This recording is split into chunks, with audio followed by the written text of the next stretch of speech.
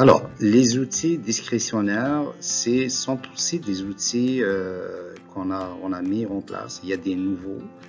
À l'intérieur de cette liste, il y a des nouveaux outils qu'on a mis en place. Il y a aussi des outils qu'on a peaufinés, améliorés par demande du schéma d'aménagement ou des fois par initiative de la municipalité.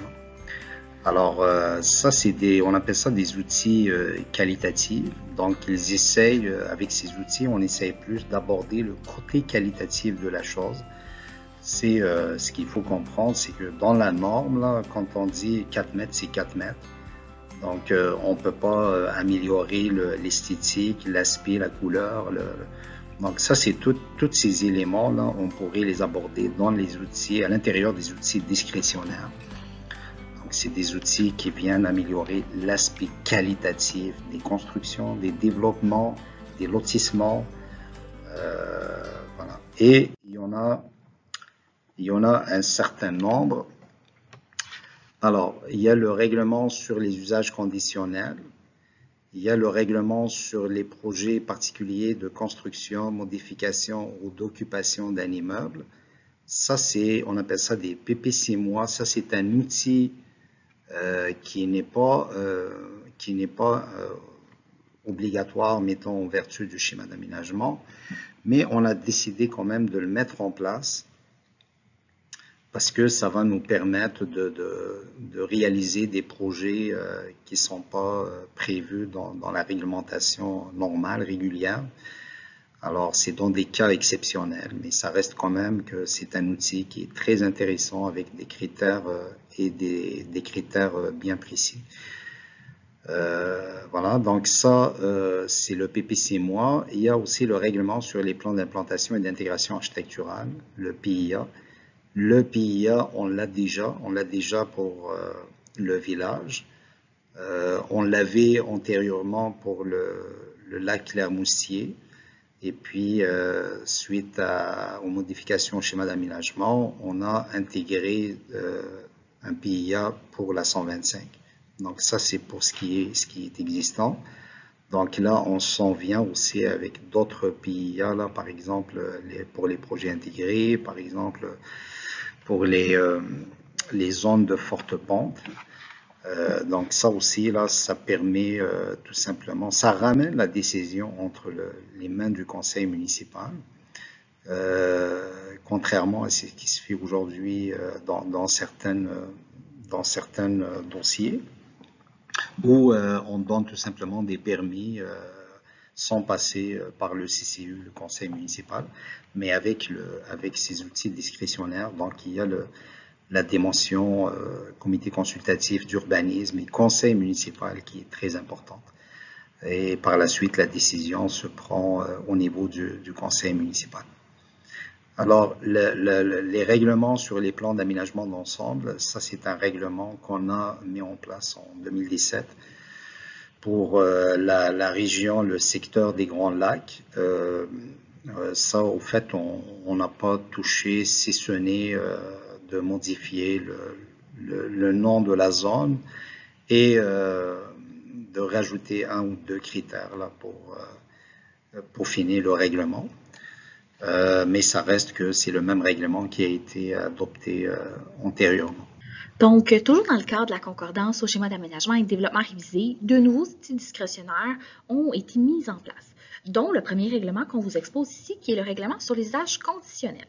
Le but du règlement sur les usages conditionnels, en fait, c'est d'introduire une souplesse dans la réglementation qui permet d'implanter, à la suite d'une procédure d'évaluation, des usages qui sont acceptables par la population et bien sûr compatibles avec le milieu sans qu'il soit nécessaire de changer de façon systématique la réglementation pour chacune des demandes. Pourquoi conditionnel? Eh bien, c'est parce que le conseil municipal peut, compte tenu des compétences de la municipalité, imposer toute condition que doit remplir le demandeur face à l'implantation ou à l'exercice de l'usage. Une fois que la mise en place de l'usage a été autorisée et que le projet est réalisé, ce dernier, en fait, possède le même droit que tout autre usage permis dans la zone.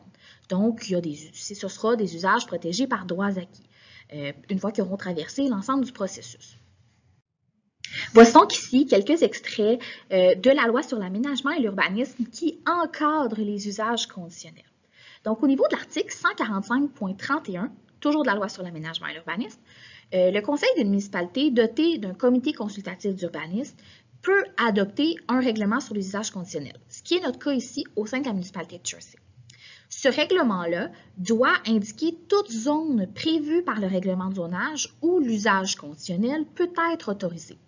Il doit aussi spécifier pour chaque zone indiquée en vertu du paragraphe 1 tout usage conditionnel qui peut être autorisé. Il doit prévoir la procédure relative à une demande d'autorisation d'un usage conditionnel qui doit notamment prévoir les documents qui doivent être accompagnés de cette demande. Il doit ensuite prévoir les critères suivant lesquels est faite l'évaluation de la demande d'autorisation d'un usage conditionnel. Les catégories d'usage conditionnel. Donc, le règlement peut définir des catégories d'usage conditionnel et bien sûr prévoir des règles bien différentes et distinctives selon les catégories, selon les zones ou selon les combinaisons formées d'une catégorie et d'une zone. Donc, on a vraiment la possibilité d'élaborer chacun des critères en fonction de la réalité de chacun des usages ou même de la zone dans laquelle elle peut se retrouver. Donc, en résumé, le règlement sur les usages conditionnels, il vise à permettre à certaines conditions précises qu'un usage soit implanté ou exercé, bien sûr, dans une zone déterminée par le règlement de zonage.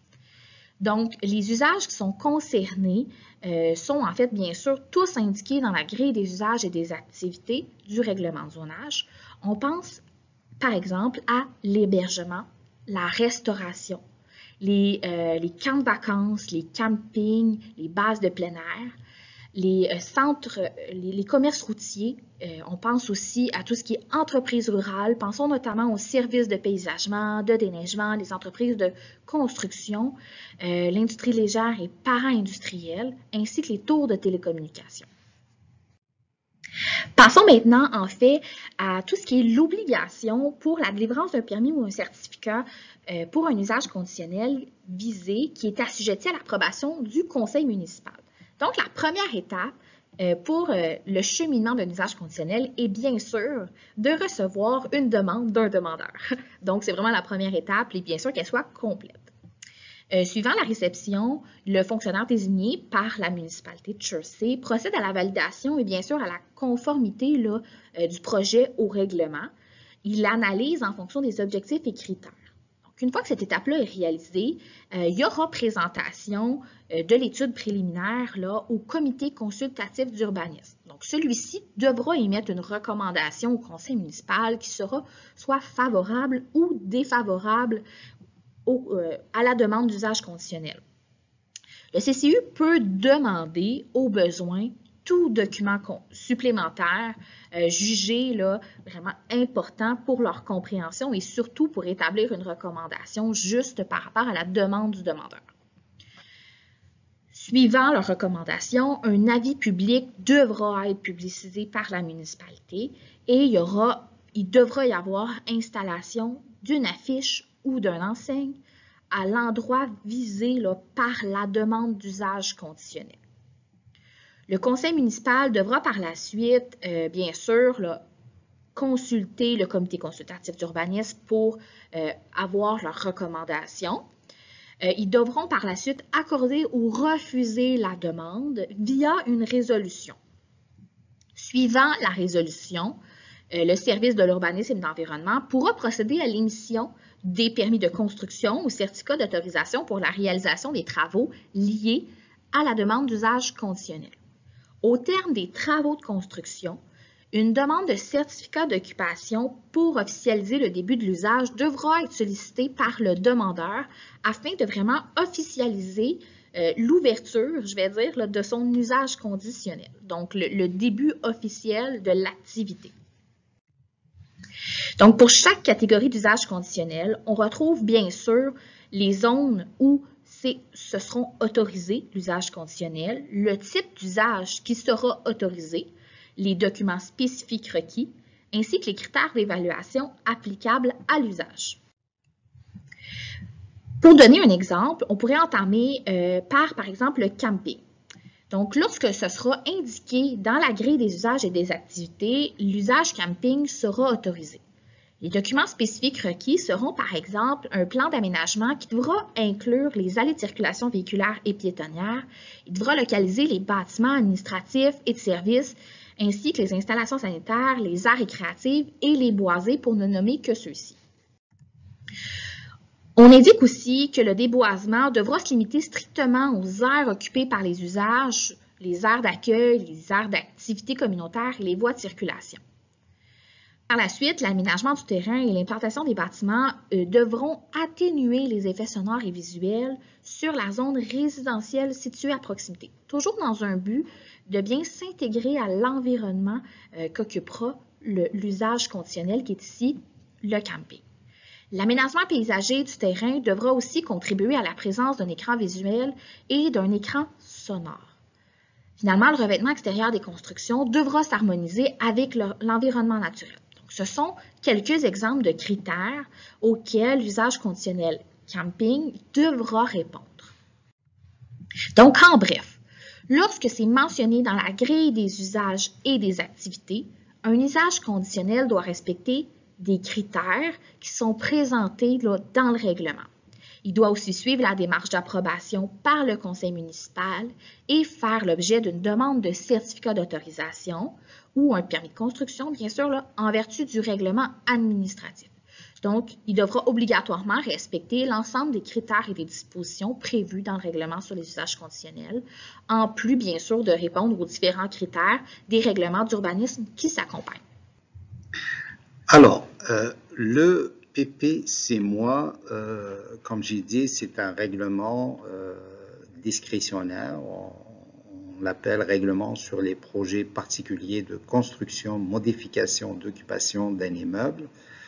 On l'utilise dans des cas particuliers où le projet déroge à certaines normes du règlement de zonage, par exemple, et par contre respecte les dispositions du plan d'urbanisme. Donc c'est un outil qui peut analyser projet par projet.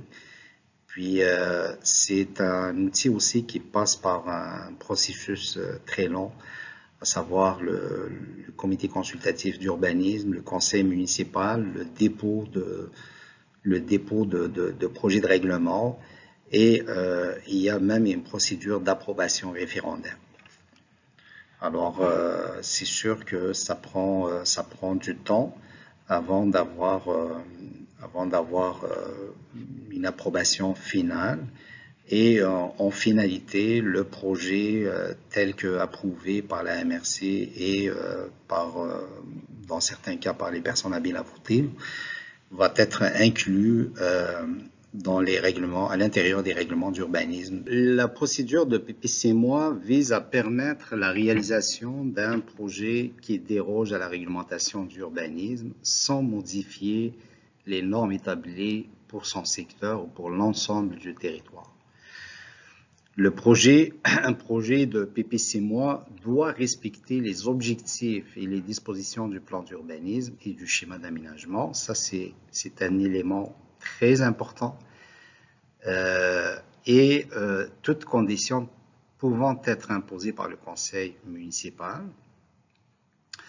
Aussi, il est soumis à une approbation du conseil municipal, une approbation référendaire, vote des personnes habiles à voter du secteur concerné. Donc là, au fond, pour résumer ça, c'est une procédure très longue qui prend plusieurs mois, qui commence par le comité consultatif d'urbanisme et qui finit par un certificat de conformité de la MRC de Matawinie. Alors, à l'intérieur de ça, il y a aussi possibilité d'approbation référendaire. C'est une mesure d'exception qui permet d'encadrer, et je dis bien d'exception, qui permet d'encadrer le développement urbain au cas par cas, particulièrement utile pour les projets d'envergure ou complexes. Alors, c'est ça. On ne peut pas prévoir toutes les demandes et tous les projets qui peuvent rentrer à la municipalité.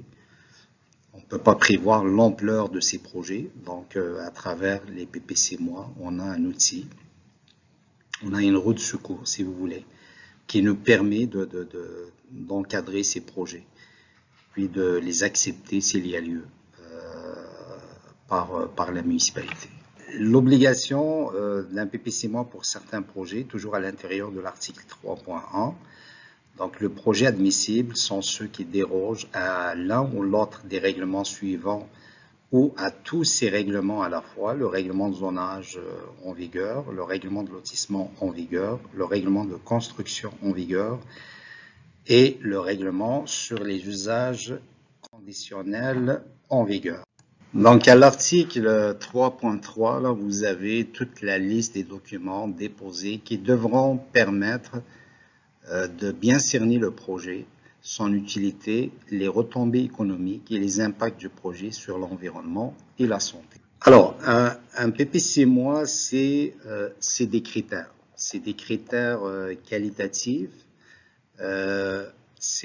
Donc, le projet, automatiquement, doit être conforme aux critères qui sont préétablis. Alors, un exemple des critères, la création d'espaces verts, d'espaces urbains sécuritaires, la cohésion de l'esthétisme, du design et de l'architecture, favoriser la marche, privilégier les matériaux sobres pour mettre le paysage en valeur, miser sur l'écologie et le développement durable. Donc ça, c'est un exemple de critères, c'est des critères généraux. Mais c'est des critères qui vont permettre au comité consultatif d'urbanisme et au conseil municipal d'orienter les projets pour qu'ils soient de meilleure qualité. Les étapes pour une approbation d'une demande en vertu de l'article 3.7, donc une demande qui est faite pour un PPC-MOI, devrait respecter les étapes suivantes. Alors, transmission de la demande. Une fois qu'on reçoit la demande au service de l'urbanisme, il y a une étude qui est faite par le fonctionnaire désigné et par la suite, le dossier est soumis au comité consultatif d'urbanisme pour analyse et recommandation. Le comité consultatif d'urbanisme, je vous rappelle que c'est un comité de citoyens qui émet des recommandations au conseil municipal. Alors, le conseil municipal suite à ces recommandations, va devoir prendre une décision. Et si le conseil décide de y aller de l'avant avec le projet, donc on va commencer à préparer des projets de règlement. Et là, c'est l'étape dépôt des projets de règlement. Donc, il y a une consultation publique, il y a une demande d'approbation référendaire, et si on n'a pas de demande, on peut adopter le règlement et on passe au certificat de conformité de la MRC et la mise en vigueur du règlement. Par contre, s'il y a des demandes, ça peut y aller jusqu'à l'ouverture du registre, ça peut même y aller jusqu'à un référendum. Donc, voici quelques exemples là, de PPC-MOI. C'est un outil qui est utilisé dans de grandes villes, de villes moyennes aussi, là, comme la nôtre. Alors, on peut réaliser avec pas mal de projets intéressants pour la communauté. Par exemple, un complexe sportif ou récréatif, ça c'est à la ville Rivière de Prairie. Il y a aussi les édifices commerciaux à la ville de Candiac. Il y a la maison des aînés à la ville de Magog. Donc ça, c'est tous des projets là qui sont intéressants. Et puis, c'est des projets dont on a intérêt à garder, là, dont on a intérêt, mettons, à analyser ou à étudier là, pour le bien-être économique, si vous voulez, là, de la municipalité de Jersey. Un autre outil discrétionnaire qui est le PIA, les plans d'implantation et d'intégration architecturale. Ça, comme je l'ai dit au départ, là, c'est des outils qui existent déjà à la municipalité, mais on vient malgré tout rajouter d'autres secteurs là, qui seront touchés par ça, par exemple le secteur des fortes pentes. C'est un outil discrétionnaire qui va nous permettre effectivement d'améliorer l'aspect qualitatif des projets. Donc, le but d'un PIA, c'est de permettre à la municipalité d'assurer la qualité de l'implantation et de l'intégration architecturale au sein d'un secteur défini, tout en tenant compte des particularités, bien sûr, de chaque situation. Les projets sont principalement évalués selon l'implantation, la qualité architecturale, l'aménagement du terrain et bien sûr l'intégration de l'affichage lorsque nécessaire, bien sûr. Cette procédure doit être accompagnée également d'un permis de construction ou un certificat d'autorisation selon besoin et respecter tous les autres critères du règlement de zonage et des règlements d'urbanisme applicables. Les types de projets assujettis au règlement sur les PIA concernent les nouvelles constructions, l'agrandissement ou la rénovation majeure d'un bâtiment existant, l'installation ou la modification d'une enseigne, la modification d'un revêtement extérieur, ainsi que le lotissement. Quels sont les secteurs à PIA? Les secteurs à PIA sont les secteurs au niveau du lac Claire-Moustier, du périmètre d'urbanisation, le secteur au niveau de la route 125 pour l'affichage, les secteurs à forte pente, ainsi que les projets intégrés d'habitation. Donc, ces deux derniers sont de nouveaux PIA, les trois autres étant déjà existants au sein de la municipalité à ce jour.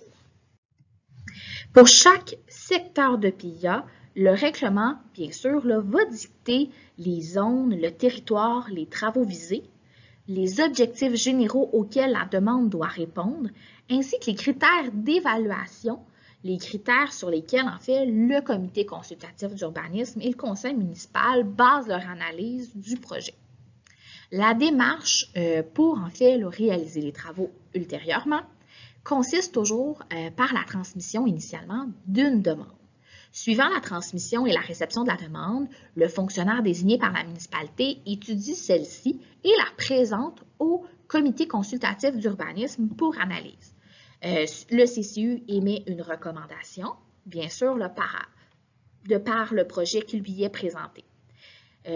Par la suite, la recommandation transite jusqu'au conseil municipal qui, eux, bien sûr, étudie la recommandation émise par le comité consultatif et regarde le projet dans son ensemble. Le conseil municipal, à terme, émet la résolution qui décrète que le PIA est respecté et qu'ils sont en accord ou en désaccord.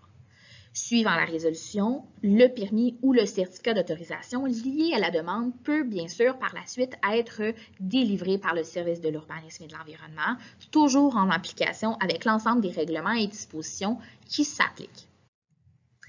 Si on donne un exemple pour les secteurs à forte pente, donc un nouveau PIA qui a été introduit avec la concordance de nos règlements. Donc, les objectifs de ce PIA se traduisent bien sûr de façon très précise dans le règlement que vous pouvez consulter toujours sur le site Internet au même lien duquel vous consultez les capsules informatives.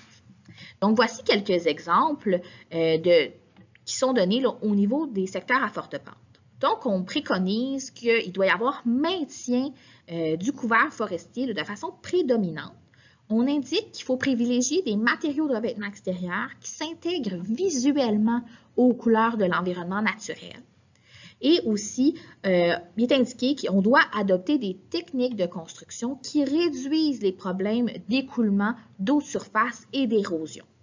C'est quelques éléments qui sont mentionnés. Plusieurs autres là, sont aussi décrits dans le règlement. Nommons quelques critères d'évaluation liés au secteur à forte pente. Donc, en voici deux exemples. Le premier est le suivant. Donc, on dit que le lotissement et les voies de circulation doivent être adaptés à la topographie du milieu récepteur afin d'assurer la sécurité du public, mais aussi de protéger l'environnement. On indique que l'architecture devra s'harmoniser à l'environnement naturel et bâti du secteur en préconisant des couleurs qui s'intègrent toujours à l'environnement naturel pour ne pas dénaturer le cadre dans lequel ils vont s'établir. Donc, en bref, le règlement sur les PIA, c'est un outil qui permet d'optimiser l'aspect qualitatif et d'harmoniser les projets avec le cadre bâti ou l'environnement. Ainsi, 2 PIA ont été ajoutés, comme on vous l'a dit précédemment, soit les PIA concernant les secteurs à forte pente, autant les secteurs à forte pente du périmètre d'urbanisation que l'ensemble du territoire, et les PIA concernant les projets intégrés d'habitation. L'autre règlement discrétionnaire, c'est le règlement sur les plans d'aménagement d'ensemble.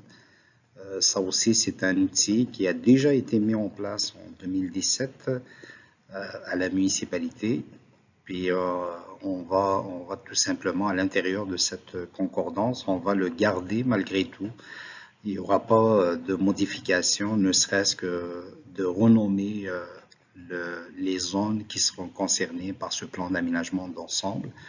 Le plan d'aménagement d'ensemble s'applique beaucoup plus pour, ou s'applique uniquement pour le secteur des Grands Lacs.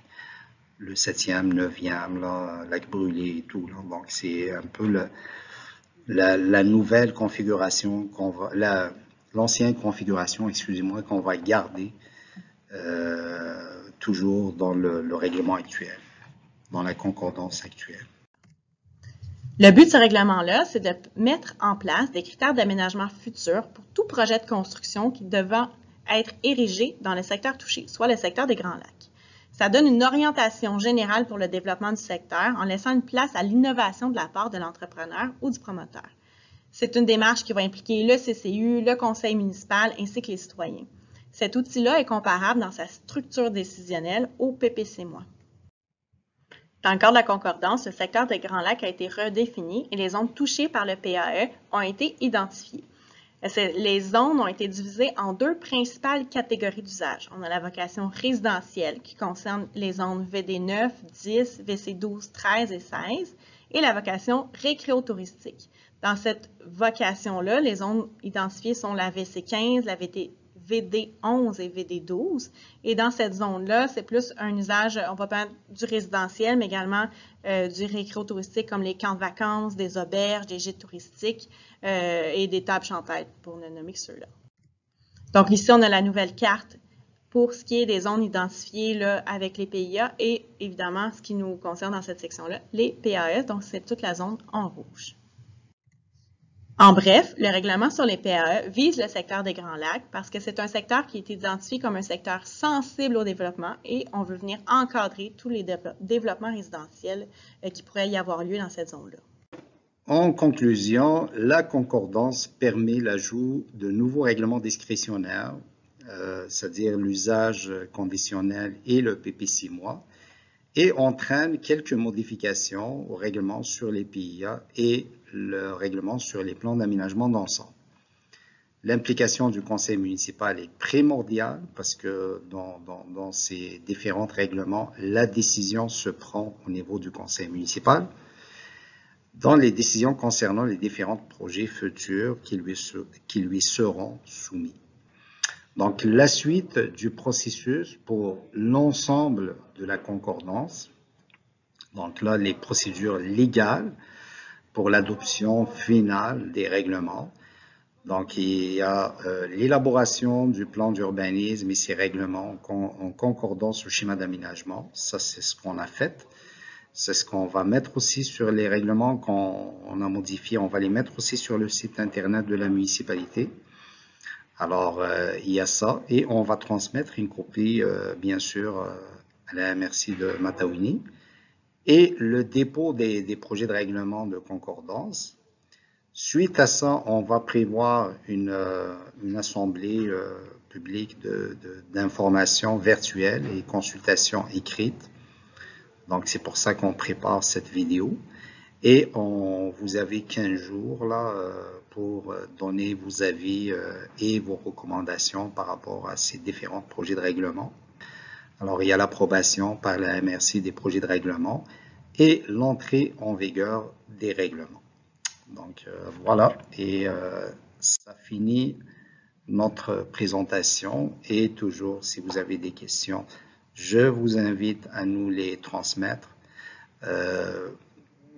au courriel qui est déjà cité dans l'avis public qu'on a affiché et On va partager, bien entendu, toutes vos questions et toutes les réponses avec les autres citoyens. Alors, donc, bonne lecture et encore une fois, là, je vous invite à poser toutes les questions que vous avez. On serait là pour vous répondre. Merci.